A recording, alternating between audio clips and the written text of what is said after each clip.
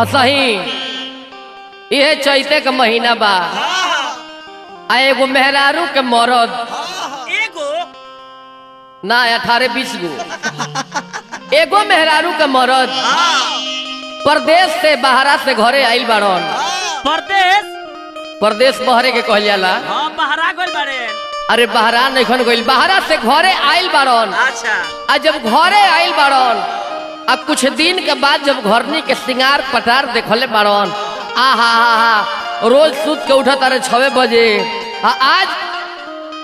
सुतले रह गल बड़े अनेर क दिले बड़े सुतले सुतल उनका बुझाते नहीं खे जे कब भोर भइल बा। हाँ लगा के सुतल बड़े तो उनका बुझाते नहीं जे कब भोर भइल बा। केवारी में किली कुंडी लगा के सुतल बाड़न।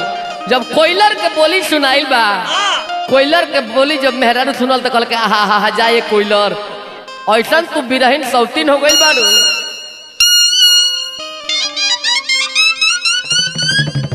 मेहरारू कहले जाए कोयलर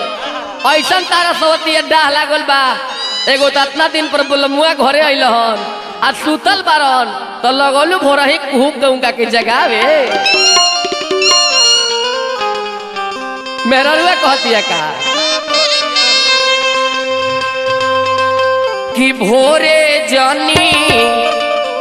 अरे बोलू रे कोयलिया बोलमुआ जागी रे जाई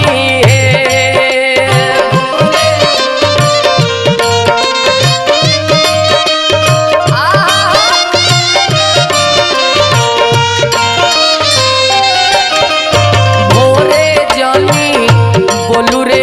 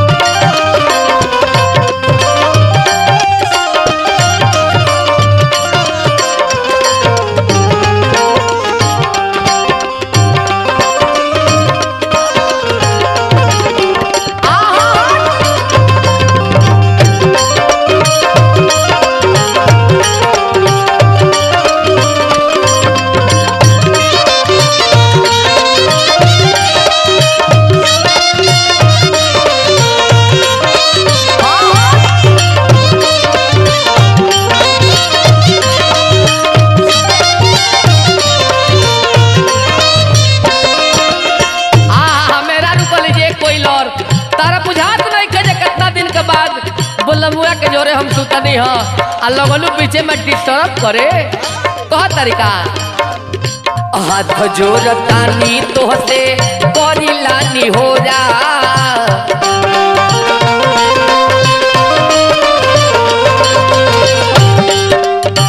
ढेर दिन पसैया संगे सुतनी ह कोरा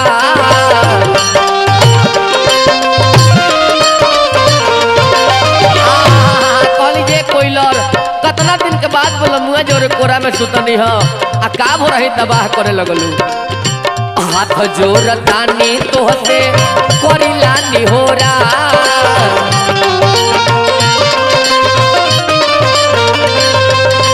ढेर दिन पसैया संगे सुतनी ह कोरा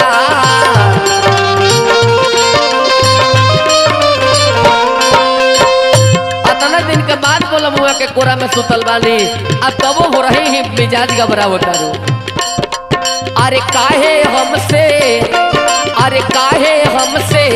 करे लूठी ठोलिया बोलमुआ जागी रे जाई है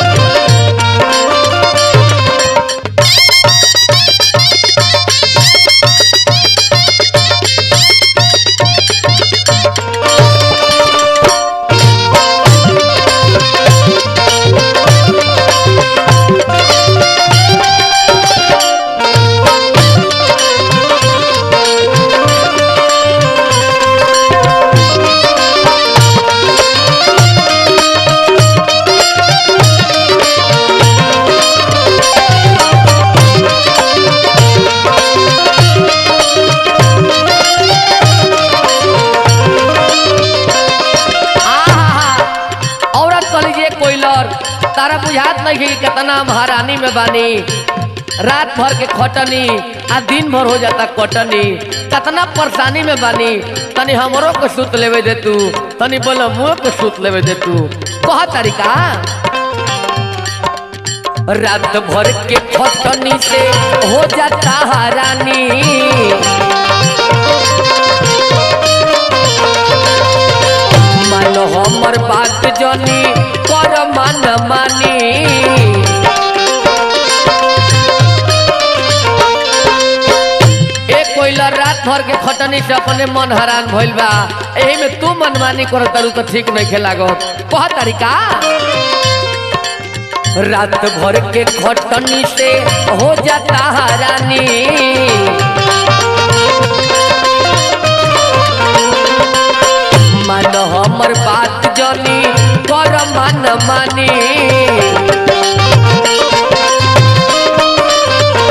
एक कोई लड़ जब तार बोली सुनता नहीं इतना बाउर लागता अरे बोली लागे